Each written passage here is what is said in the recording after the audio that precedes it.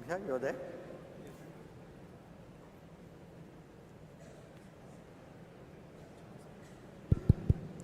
Hello.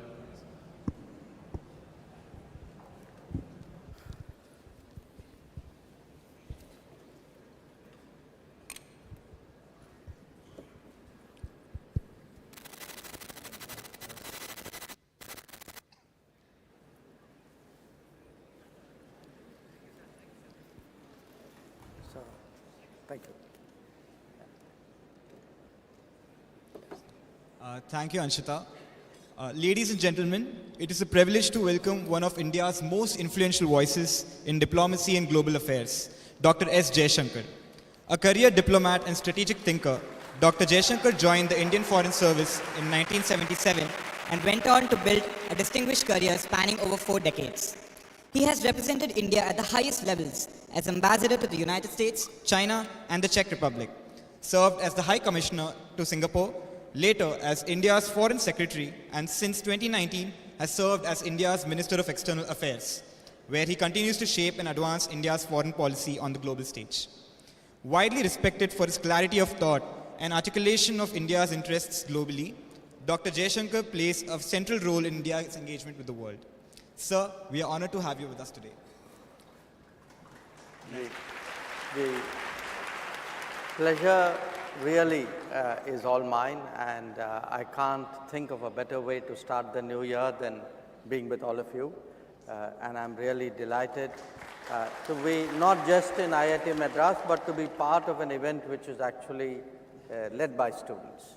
Thank you for your kind words, sir. So if we may start with the chat, sir. Sure, please. Beginning with the formative years, sir. Since you come from a household steeped into strategic thinking, did you ever feel a sense of inevitability about joining the Indian Foreign Service?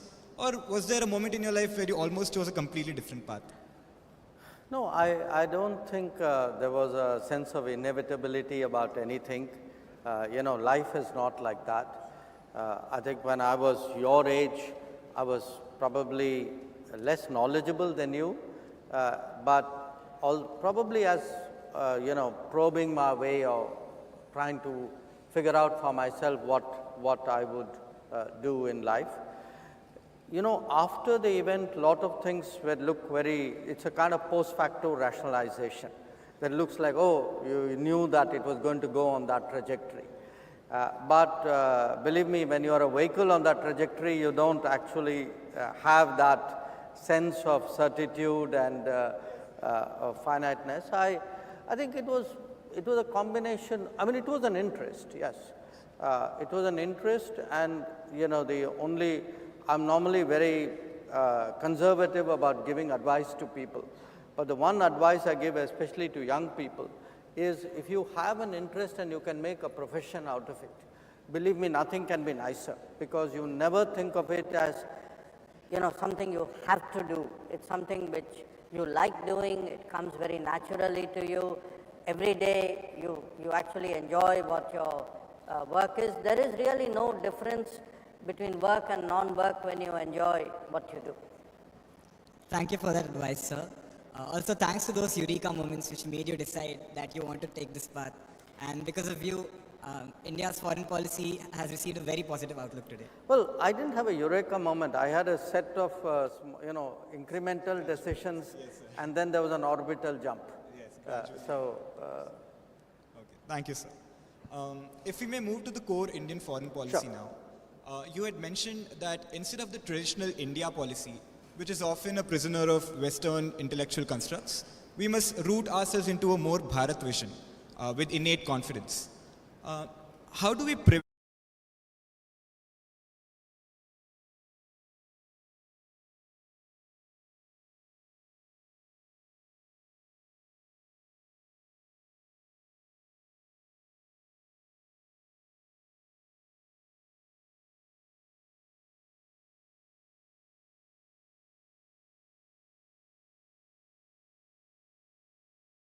by our Western partners as an anti-Western move instead of just the pro-Bharat evolution? Look, I think the short answer, how you prevent people from misreading you, is to communicate. If you communicate well and clearly and honestly. I think other countries, other people respect it and accept it. Now, if you go around the world, actually, a lot of people are very proud of what they are about. What is their culture, tradition, heritage, and what is the persona, in a way. I see no reason why we should not be. I mean, after all, if you look at it, there are really very, very few ancient civilizations which have survived to become major modern nation states, and we are one of them. We have a sense of our past, which very few countries have. I mean, I can count those countries on the fingers of one hand, and not too many fingers at that. So we have, there is a lot that we have which is in us. It's something which is inherited, it's part of our belief system. Nobody needs to teach us that. You actually, in many ways, you pick it up, in your surroundings, in your homes. It is there in our language, in the concepts and metaphors we use. So how do you actually bring, it's like almost you have tools inside you, but you are not using those tools because your education system or the dominant intellectual stream is replaced it with some external tools. I have nothing against those. I mean, they also add to your capabilities. But how do you bring out those internal, tools and mechanisms and creativity and energies which are inside us and express them? And it's again part of an evolution, because after all 200 years, after a Western dominated world, it is now 80 years since much of Asia and Africa and Latin America regained their independence. And in those 200 years, their own cultures got suppressed. So I think your question, how do you make sure this is not anti-Western? I think it's non-Western, and it's important for us to explain to the West that, look, there was a period of distortion where the natural diversity of the world was suppressed, and that diversity is now returning, and that diversity doesn't have to be threatening. That diversity will coexist with the West. In many ways, it would actually reinforce a lot of things the West believes in. One example which I cite in one of my books is it was our decision to opt for a democratic political model, which actually made the very idea of democracy as a universal political concept. That had we not gone that way, I think the democratic model as we know it would have been actually very, very regional and very narrow. And I would say it's our right, I would say almost a duty, our obligation to, express our thoughts and our values and our culture and our history. But it can be done in a congenial partnership kind of way, because I think that partnership with the West is important. I think it is very much a way of how we shape the world. Thank you for that, sir. It actually reminds me of an excerpt towards the end of your book, Why Bharat Matters, where you mention in the passing years, India is definitely going to matter because India is turning more Bharat. And I think that message is very clear now as we rediscover our heritage and the messages from that. Thank you, sir. Sir, speaking of recent developments, we have seen how India has had a considerably increasing impact globally, be it with its adapting the role of Vishwamitra and its neighborhood first policy. However, this also shoulders newer responsibilities onto us, like Vaccine Maitri, while we also have to accelerate our self-growth to become the Viksit Bharat by 2047. How do you think we can strike a line between India's global credibility and maintaining the immediate domestic deployment of our resources for our growth? You know, I don't see that as a either or choice. If you look at the history of the world, countries have not grown by saying, I'll grow at home and I'll have nothing to do with abroad because it's a waste of my resources or it's a subtraction of my resources and energy from home. In fact, countries have grown by growing at home, then engaging abroad, leveraging the international environment, in a way contributing to it, gaining from it, and to me, being, see, when we again use this word so sometimes so casually, Vasudhaiva Kutumbakam, what is actually the messaging of that word, of that term? The term is that we have never considered the world as an inimical or a hostile environment from which we have to defensively protect ourselves. Now, yes, we have limitations on our resources, less than we had, say, 20, 30, 40 years ago. But nevertheless, we do. Now, if you are in a problem-solving mode, with limited resources, how do you have maximum impact? That is actually the problem which has to be solved. And what we try to do in Indian foreign policy today, in Indian diplomacy today, is actually solve that problem. And we try to do that by partly using our competitiveness, using our strengths, leveraging other institutions and possibilities. I'll give you an example. I would say, even to me, an IIT Madras campus in Tanzania is a way by which Indian foreign policy has leveraged the capabilities of an institution here to make a huge impact there. That is something I want to talk about. But I would, make this statement. In my entire career, which is quite long, I have never seen anything having a greater emotional impact on the rest of the world than giving vaccines. I've actually had people who tear up when they remember the first vaccine shipment. So, if you remember, look, COVID was a bad memory. We have put it all behind us. You try to actually get it out as much of your system as possible.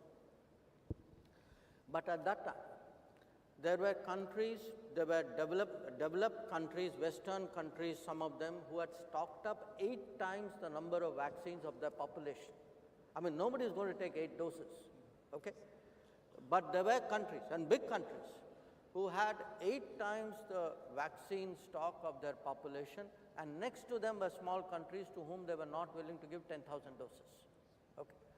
Now, when you had somebody who was themselves, who had first of all responsibility of 1.4 billion, and then on top of it was who had initiated the program. We were still in the middle of it, and we felt at that time that many of these countries should not, giving them 100,000, 200,000 doses was something which would be a gesture of solidarity. It would be make or break for them.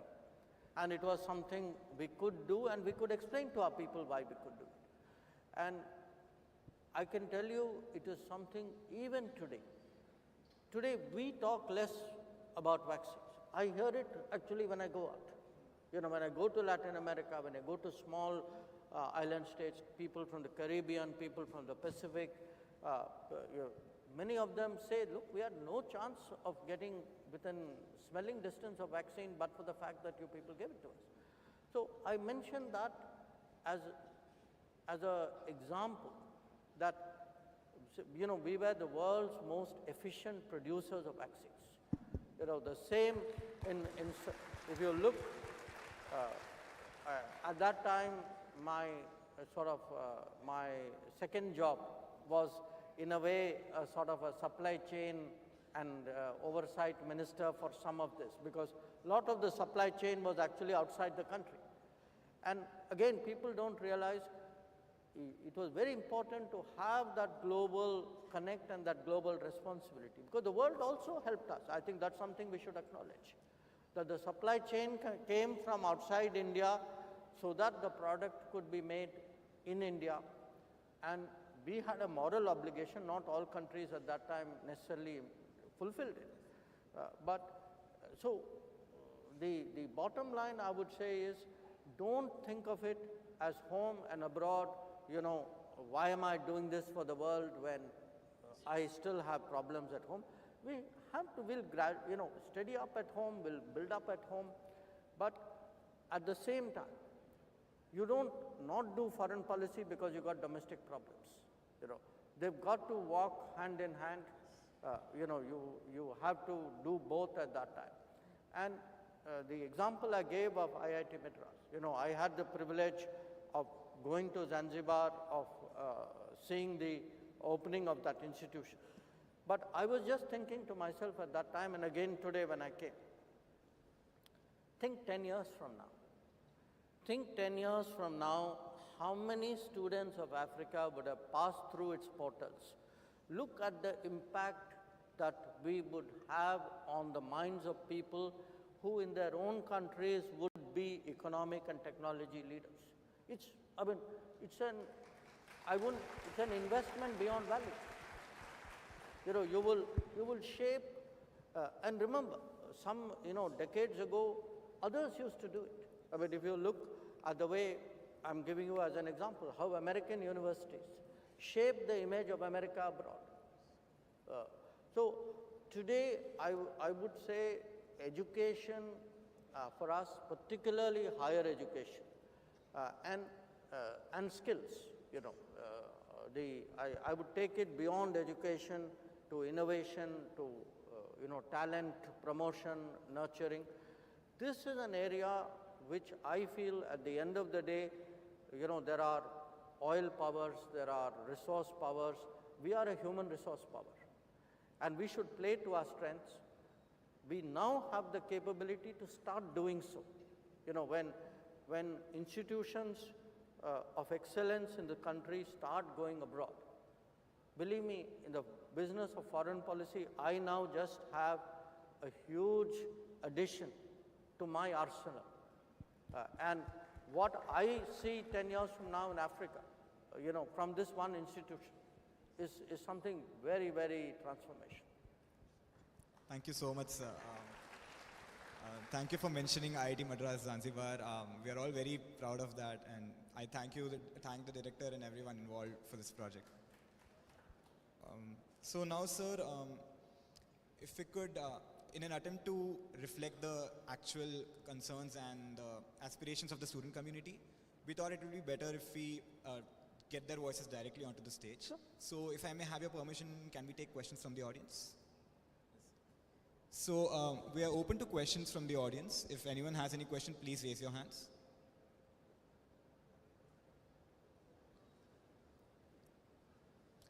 Can we have the gentleman over there, can someone please give the mic to him?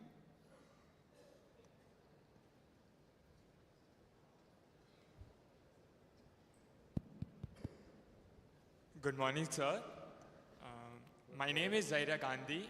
I am a second-year BTech student pursuing civil engineering here at IIT Madras. My question to you, sir, is that our neighborhood is often shaped by asymmetry and volatile domestic politics.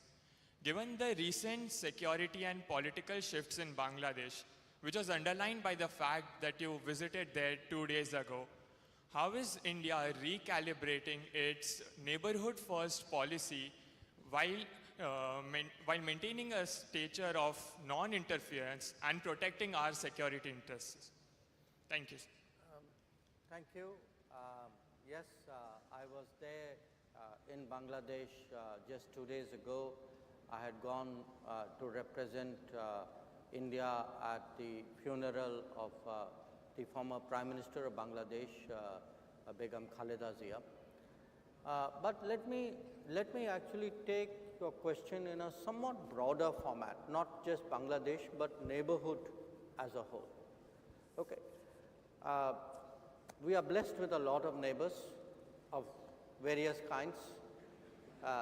And I want to answer your question in a very common sense kind of way, because at the end of the day, people make out as though diplomacy is rocket science. It's common sense in kind of polished language.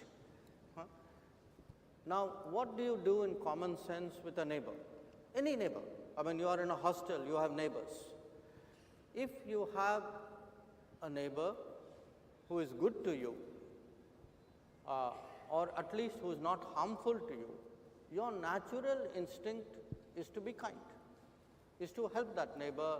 If the neighbor has a problem, you would like to contribute in some way. If nothing else, you'll say hello. You will try to build friendships, bonding, etc. And that's what we do as a country. So when you look around our neighborhood, wherever actually there's a sense of good neighborliness, I think you have seen India invest, India help, India share. So, we were talking about the COVID.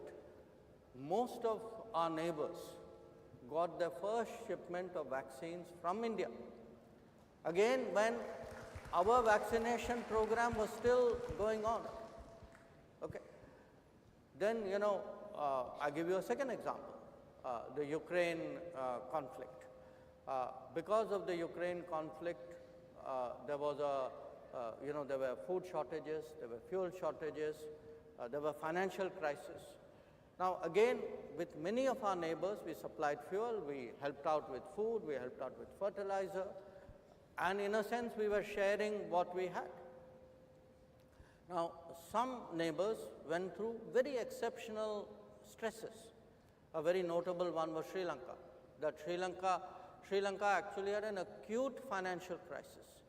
And we actually stepped up with a package of $4 billion at a time when, their negotiations with the IMF were still sort of moving at a very glacial pace. So that's what, in a way, good neighbors can do. I mean, just recently, there was a cyclone in Sri Lanka called Ditwa. The day the cyclone happened, by that very afternoon, we were there. We were there with help. Our ships were at the port, but within a day, our helicopters reached there. Our rescue teams were there. I went there myself with a few days later with a kind of a reconstruction, rebuilding package.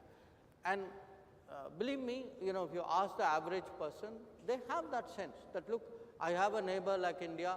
I know when things get bad, I can rely on a country like this. And again, it doesn't have to be a crisis. You also work with neighbors by power grids, by waterways, by roads, by ports, by doing business, by helping tourism, by having people come for medical treatment. So this is the positive scenario. But you can also have bad neighbors. Unfortunately, we do. Now, when you have bad neighbors, and if you look to the one to the west, if a country decides that they will deliberately, persistently, unrepentantly continue with terrorism, we have a right to defend our people against terrorism. We will exercise that right. How we exercise that right is up to us.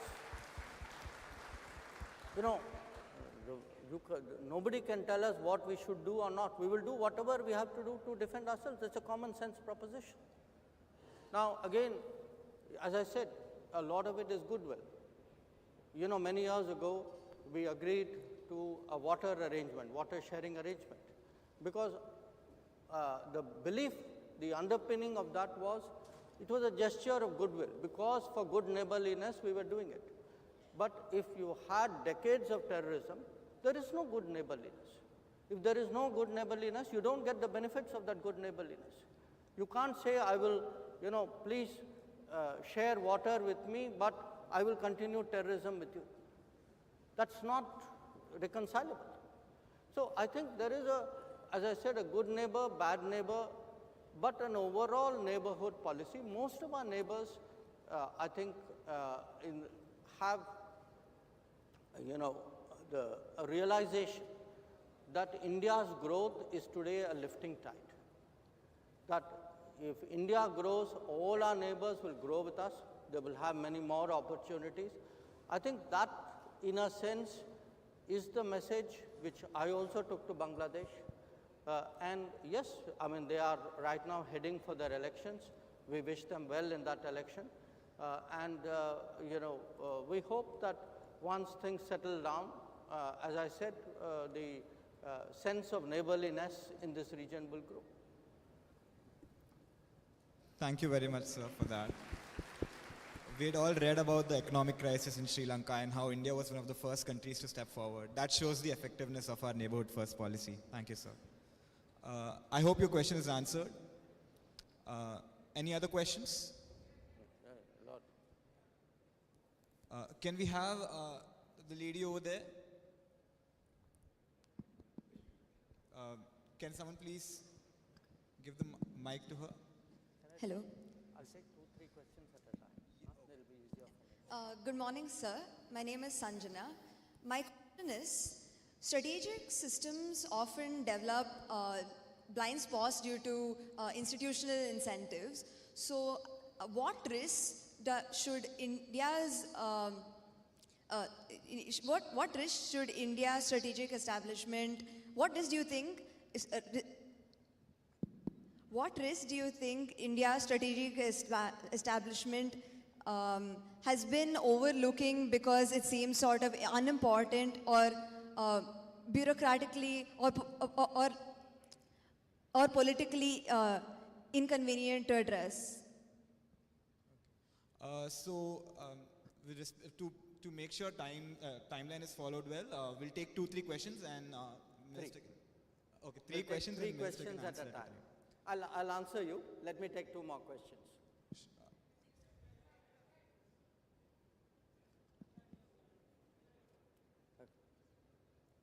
Can we have the lady over there ask a question, please?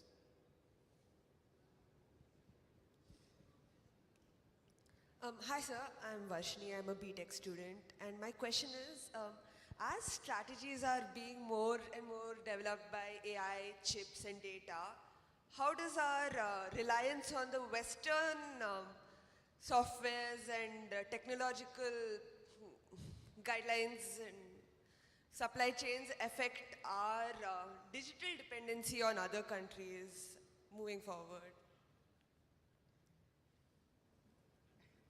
One more. Anyone else? One last question before we answer. Sure.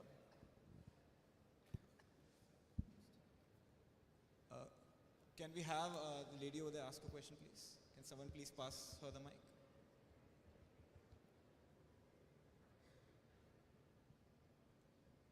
Hello sir, I am Diya Lakshman. I study in class 10 at Kendra Vidyalaya IIT Chennai, and I would like to ask, as we know, diplomacy is often a game of high stakes patience. So I would like to know how you personally unplug or find clarity when you're in the middle of a multi-day international summit.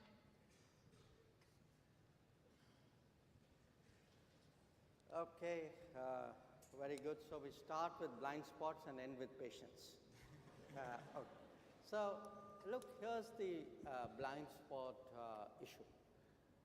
First of all, it's very hard to say, okay, that's my blind spot, because if you know it's your blind spot, it's not your blind spot. It's often, in a way, auditing forensics you do on yourself and your system to say, okay, we missed that, we should have seen that, we could have anticipated that. And typically, you know, in our business, there are 2 or 3, I would say, orthodoxies or natural behavioral patterns which can create problems. You know, one, there's a natural tendency to extrapolate the past. Okay, we are all empirical.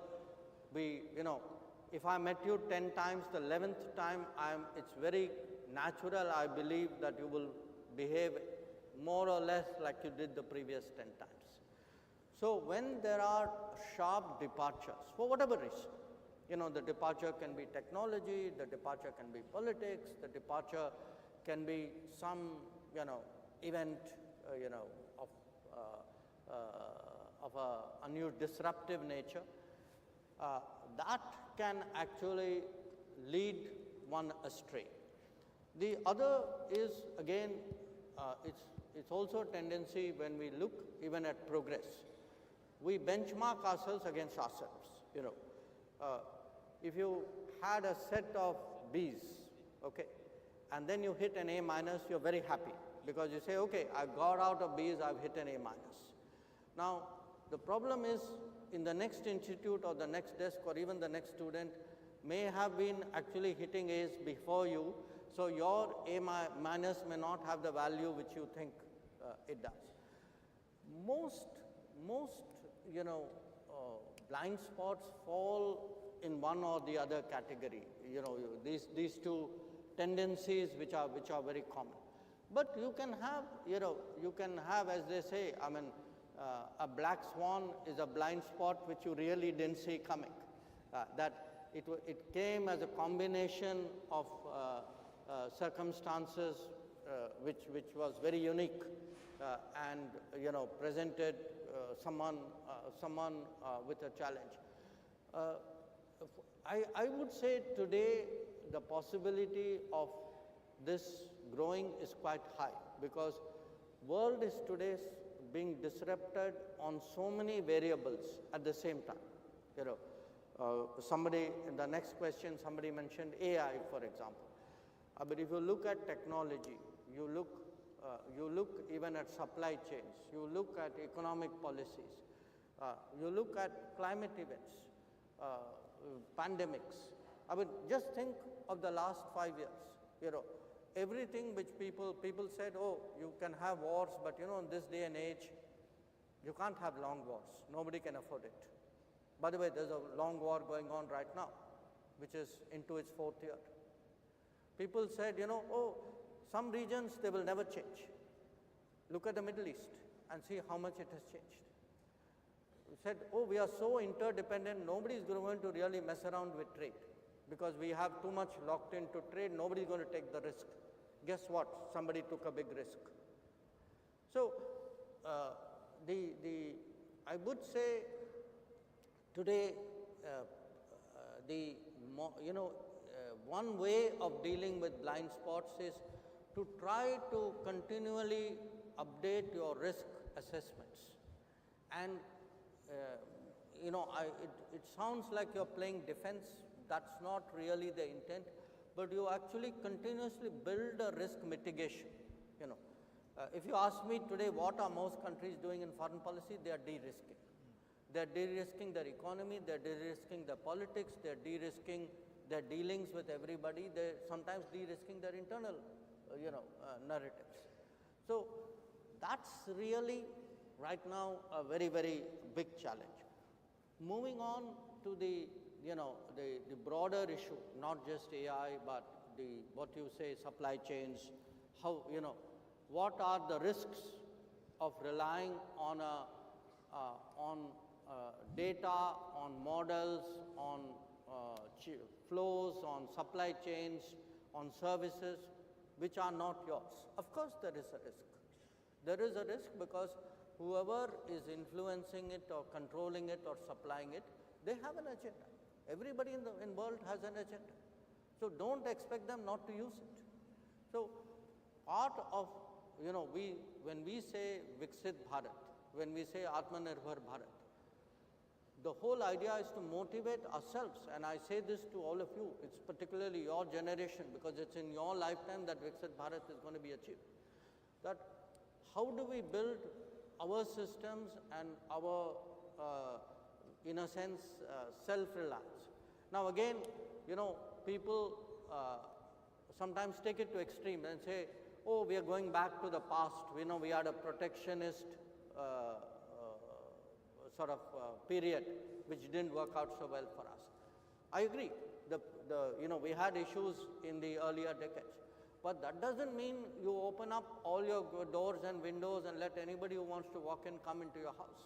I think we need a kind of a national spirit and a national capability and a national, belief about what we can do. And I give you a very, simple, direct example which relates to people in this room, 5G. This is a country which got its 3G from outside, which got its 4G from outside.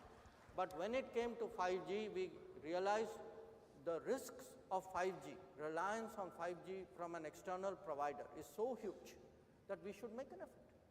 So today, if you look at telecom, if you look at space, if you look, I'm really very happy that the defense sector today has opened up so much more to innovation and to private enterprise and to creativity. I think these are things we need to do. We should not be insecure. We should not be, hostile to something coming from outside, because at the end of the day we'll be connected, but we need to build our capabilities, and that's what it is about. The unplugging bit, look, in my life I don't have off days, okay? It's not like I work Monday to Friday and say Saturday, Sunday I won't do anything, because the world doesn't accommodate that. The world still runs on a Saturday, Sunday. And often my Friday is somebody's Saturday, and my Monday has to be somebody's Sunday. So my life is very mixed up. It doesn't operate on a single time zone. And as I said, there is no off switch, on switch. So what I try to do is within that build habits and practices and indulgences which make you a stable and reasonable and congenial person who can deal with the rest of the world. So I do what normal people do. I listen to music, I read books, I watch movies, I see sports. Most of the time I'm very normal. And that normalcy, I can tell you, in a way, if you build it into your routine, again, I'm sorry, I'm sliding into advice giving, which is not my normal, but if you build it into your cycle, if you build a physical routine into your cycle, you build give yourself some time to read, write, think, talk, watch. I can tell you your daily routine itself is so balanced that you don't need to unplug, but my wife is sitting here and she may contradict me. So thank you for those tips, sir. I'm sure a lot of us can adapt these techniques to make smarter decisions. So we'll have one last round of 3 questions. So preferably from the student community.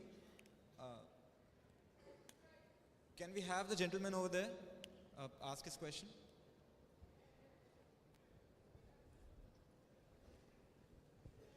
Towards the front.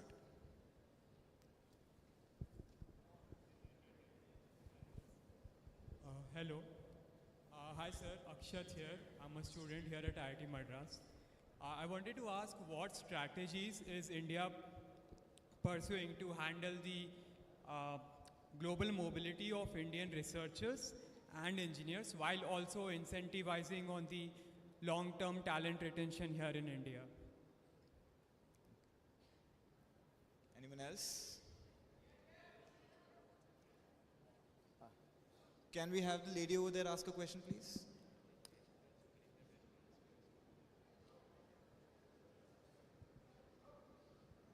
Good morning, sir.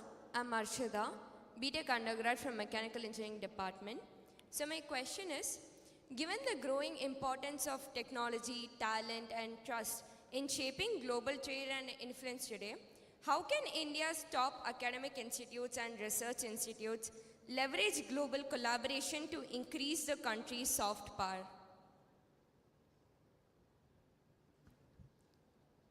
One last question. Give it to that guy, yes. Give it to that guy, is really. Some of the preferring students. Yeah, sure. Can we have the gentleman over there ask his question? Thank you so much, sir. So, most welcome to IIT Madras. My name is Sher Ali Mumand. I'm an international student from Afghanistan. Perhaps I'm the only Afghan student here. And I was involved in proposing 4 projects out of 6 for the development of Afghanistan that you have discussed with Mr. Muttaqi in your recent meeting in New Delhi, and would be happy to be part of the implementation on the ground. My question is that how you would assess the recent outcome of your discussion with Mr. Muttaqi or Afghan leadership, and if the outcomes are excellent or successful, so how will you start visa and ICCR scholarship for Afghan students? I want to say I didn't know him and it wasn't a planted question. But there's somebody up there, I think I saw. We can take maybe one more. Yeah. Yeah, we can take another question from someone over there. Somebody up there. Someone from the gallery area? Yeah, gentleman over there. Yeah, the one who's standing.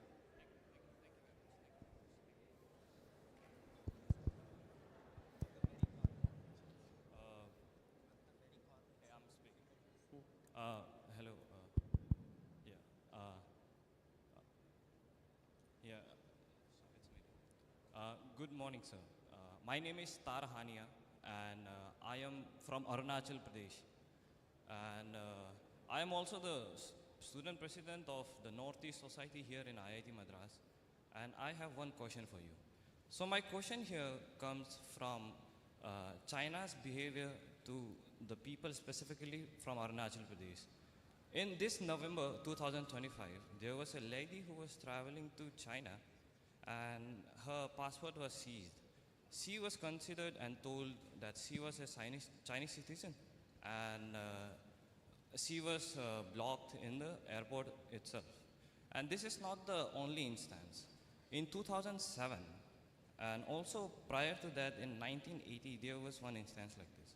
So I just want you to ask, since I know a little bit of geopolitics, I want you to ask, what are your advices for the people of Arunachal Pradesh about this matter?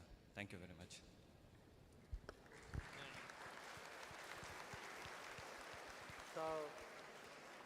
So let me start with the first question on global mobility of researchers. You know, if I were to pick 3 factors in the near term, let's say in this decade, which would be truly transformational, one would be AI, one would actually be demography, and the third one I still haven't figured out because it's probably a blind spot.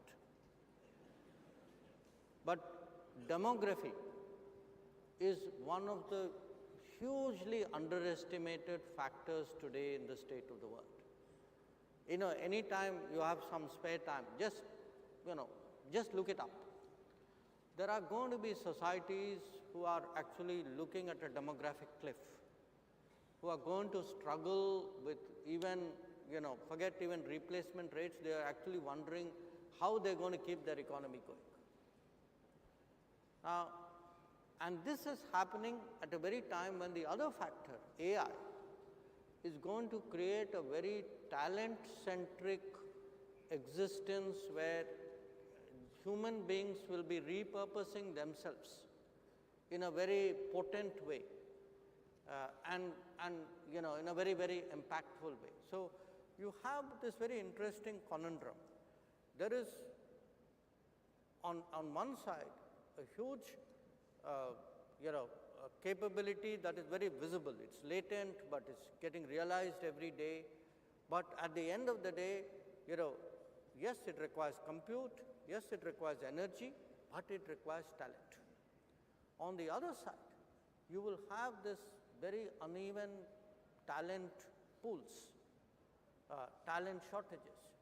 So how does the world actually try to balance out this spike in demand which is going to happen with the uncertain availability of it, and the only way is mobility. Now, mobility has issues because particularly irregular mobility can create backlashes. We have seen that happening in some cases. And again, on mobility, the social insecurities which are created by irregular migration, they counter the demands of the economy, the demands of technology. So you will have a scenario where, yes, there will be global mobility of people, but there will also be global mobility of tasking. That in many cases, enterprises or employers or people themselves will say, universities could say this, fine, you are in IIT Chennai, why don't I share this with you and why don't you work on this and let's see how it works between the two of us. So, the tasking will also be far more mobile.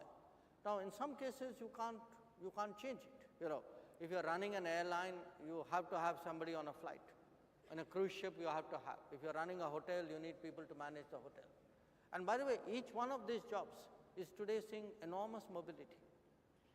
When I travel out, which I do a great deal, one big change I see is I see far more Indians today in different professions and different positions than I have seen ever before in my life. Because that is one sign today of that demand and that mobility which follows. Now, when it comes to researchers, again, I don't think we should look at it as a zero-sum game. It's not like somebody goes out to work means we have lost them. Because experience has actually shown many of the people who've gone out have actually fed back in, triggered, they've been catalysts, they have been contributors, they have been pathways to building relationship. And this is the reality of it. The world will not be more autarkic. The world will be more globalized, but within the globalized, the really powerful centers will be, of course, more self-reliant. What will define a pole in a multipolar world is the pole, by its very definition, will be relatively much more self-reliant and sizable than competing nations. So I think this is a reality which awaits us. I see that trend actually growing. And flowing from that, the second issue, which is global collaboration. Again, there are, often when we think of global collaboration, we are psychologically inclined to think of ourselves as takers. I think we need to gradually grow over that. We are also contributors. Many of the very examples I cited to you, if you have an IIT Madras campus outside India, you are a contributor. If you have a rescue force or a disaster response force which goes out somewhere, you are a competitor. You are a contributor. One of our challenges is going to be today, how do we shape the world not only economically, not only security and but also intellectually and in terms of knowledge, and it is, I think, the issue over the horizon that we need to address. On our friend from Afghanistan, look, I just want to say this. We have, as you know better than me, centuries of relationship with Afghanistan, which is very societal. There may be governments and regimes which have gone up and down. I think at the end of the day, we need to address some of the challenges because Afghanistan is going through a very difficult time. And they need to be addressed from the perspective, there's a kind of a people-centric or a societal-centric perspective that we need to do. And today when, we work with Afghanistan on development issues,